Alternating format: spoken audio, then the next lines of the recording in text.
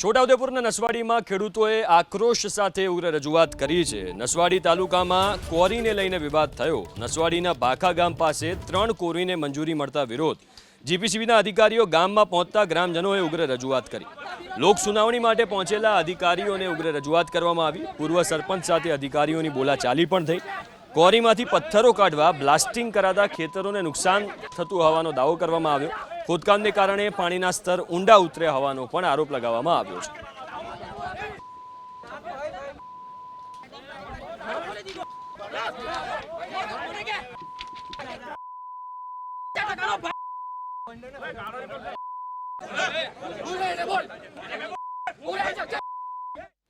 જીપીસીબીના અધિકારીઓ ગામમાં પહોંચતા ગ્રામજનોએ ઉગ્ર રજૂઆત કરી।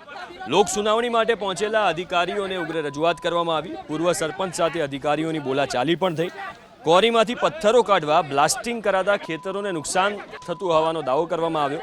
ખોદકામને કારણે પાણીના સ્તર ઊંડા ઉતર્યા હોવાનો પણ આરોપ લગાવવામાં આવ્યો છે।